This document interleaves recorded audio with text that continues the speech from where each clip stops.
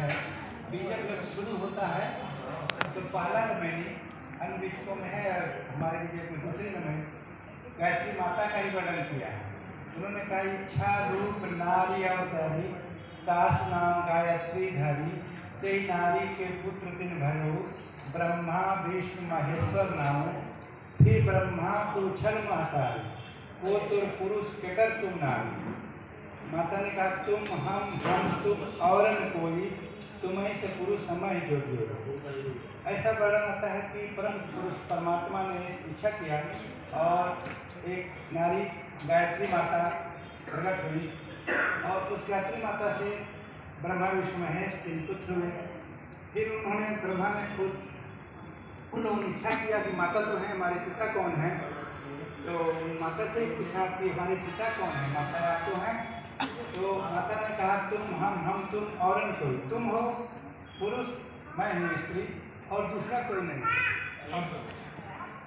माता का कहने का मतलब कि जो आत्म रूप में अंतर ज्योति रूप में विराजमान है, आपका स्वरूप मेरा स्वरूप, यही वास्तविक स्वरूप परम पुरुष परमात्मा का है। अन्य जो माया जाल दिख रहा है ये संसाधन है हमारे स्वरूप, हमारे आगे बढ़ने के, हमें कुछ करने के लिए। तो ब्रह्मा पूछे जननी से कर शीश नवाए कौन वरण वह पुरुष है माता को समझा। ब्रह्मा ने पूछा कि माता उस जो परम पुरुष परमात्मा जिसने इच्छा किया आपने अवतार लिया उसका रूप रेख क्या है। तो माता ने कहा रेख रूप वह है नहीं, अधर धरी नहीं दे, गगन मंडल के मध्य में देखो पुरुष विदे। उन्होंने माता ने कहा कि उसका कोई रूप रेख ऐसा कोई वर्ण व्यवस्थित नहीं है कि एक मूर्ति के रूप में उसका बता दें। उसका 2 रूप है, एक व्यष्टि रूप एक समष्टि रूप। समष्टि रूप में जो कुछ देख रहे हो उसी का विस्तार है और व्यष्टि रूप में सबके हृदय में विराजमान वो स्वयं है।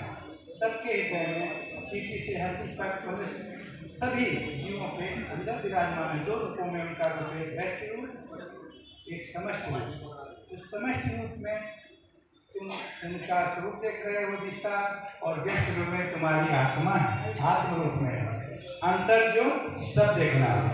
उन्होंने अंतर कवि साहब ने उसको अंतर ज्योति कहा।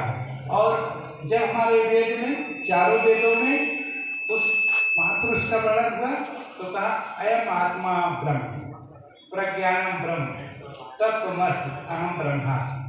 उन्होंने उस पुरुष का ही वर्णन किया। चारों वेदों में चारों वेद के 4 महावाक्य हैं, 5वां है ही नहीं। उसमें जो अपने परम पुरुष परमात्मा का स्वरूप बताया अयम आत्मा ब्रह्म अंतर्ज्योत, उसी को कवि साहब ने अंतर्ज्योत कहा। पहला शब्द बोला जब मैंने अंतर्ज्योत शब्द एक नारी, अंतर्ज्योत ब्रह्म आत्मा और नारी माने इस संसार का हिस्सा। तो हमें इस संसार में अपने परम पुरुष परमात्मा का स्वरूप है ऐसा समझना और व्यष्टि रूप में समष्टि रूप में और व्यष्टि रूप में हमारी आत्मा में विराजमान है। इसलिए हर को परमात्मा ही समझना। तो साहब बोलते हैं आगे कि परमात्मा को खोजने के लिए जाना नहीं कहीं, अगर जाओगे तो कभी नहीं मिलेगा। जो सामने है इन्हीं को परमात्मा मान के सेवा कर देना, वो खुश हो जाएगा। अयोध्या में जा रहे थे तो मंदिर में भोग लगाने जा रहे थे, उधर से कुत्ता आया, उधर से कुत्ता को भगाया पुजारी ने, इधर भिखारी आया, उधर भिखारी को भगाया और मंदिर को भोग लगाने। तो कवि साहब बोले कि साक्षात भगवान द्वार से भूखा जाए पत्थर को भोग लगाए। साक्षात भगवान कुत्ते के रूप में भिखारी के रूप में आए, उन्हें तो भगा दिया और पत्थर को भोग लगाने जा रहा। बहुत से लोग ये समझते हैं कि कबीर साहब मूर्ति की आलोचना करते हैं। ऐसा नहीं कहा, आलोचना नहीं किया। उन्होंने कहा कि वो भोग की थाली साक्षात कुत्ते के भिखारी के रूप में जो आए भगवान उन्हें दे देते तो मंदिर का भगवान खुश हो जाता, प्रसन्न हो जाता। और अब तुम उन्हें भगा कर वहाँ थाली पैर पटको चाहे सिर पटको चाहे कपूर जलाओ, वो नाराज ही हो जाएगा। क्योंकि उसी के बेटे को भगाओगे और उसके पिता को आदर करोगे तो उसको दुखी हो जाएगा कि हमारे बेटे को भगाता है, हमको आदर करता है।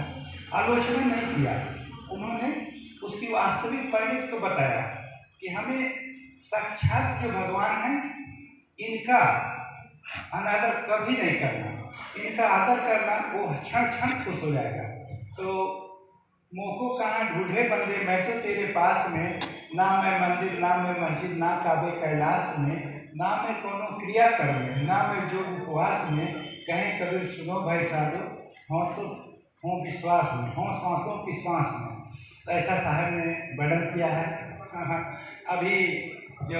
अभी हम यहाँ आए, इसके पहले इसी दिसंबर में हरिद्वार से प्रणव पांडा जी, जो उनके लड़के जो कुलपति हैं, वो पूरे हाँ सिंह जी, वो पूरे गायत्री परिवार के वो आए, वहाँ सभा थी मंगहर के पास। तो उन्होंने कहा कि कबीर साहब के जिले में जा रहे हैं, तो वहाँ मार्केट रखे, वहाँ हम लोगों ने स्वागत किया, फिर साथ ही गए। तो उन्होंने कहा कि हमने, हमारे जो मार्गदर्शक हैं श्री राम शर्मा जी आचार्य जी ने, उन्हें अपने हमारे मार्गदर्शक के रूप में कबीर साहब, रामकृष्ण, रामदास और स्वयं आधार स्वरूप मार्गदर्शक बताया। इसलिए कबीर साहब और इन संतों को जोड़ा कि हम पाखंड में भटक न जाएं। उन्होंने कहा कि हम पाखंड में भटक न जाएं, इसलिए इन संतों को अपने आदर्श के रूप में रखा कि हमें भटकना नहीं है, हम पाखंड में नहीं पड़ना है, हमें सत्य को, साक्षात को समझना है और उसी दिशा में रहना है।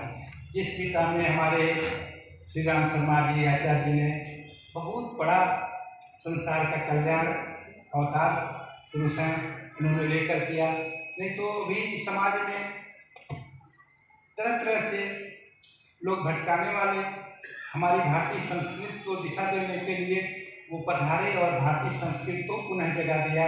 तो हम सब भाग्यशाली हैं कि इस अपने भारतीय संस्कृति को उज्ज्वल कर रहे हैं, अपने जीवन में अपना रहे हैं। तो हमें अपने को बहुत भाग्यशाली, श्रेष्ठ और उज्ज्वल भविष्य की तरफ जाने वाला समझना है और उज्ज्वल भविष्य की तरफ जाने का, उज्ज्वल भविष्य का स्वागत करना है। अभी आपका कथा होगा। इन्हीं शब्दों के साथ आप सबको बहुत बहुत शुभकामनाएं।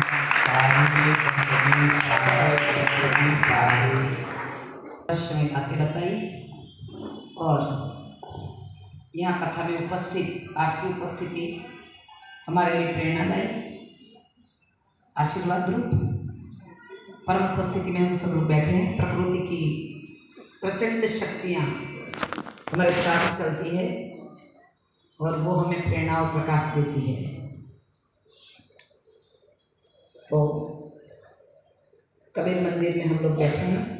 परम जगुदेव परम माता जी माँ गायत्री की परम उपस्थिति में हम लोग बैठे हैं। आइए कथानी शुभ शुरुआत करिए। આપણે સૌ પ્રથમ આપણો દેવ પૂજન બાકી છે। કળશ પૂજન, દેવ પૂજન કરી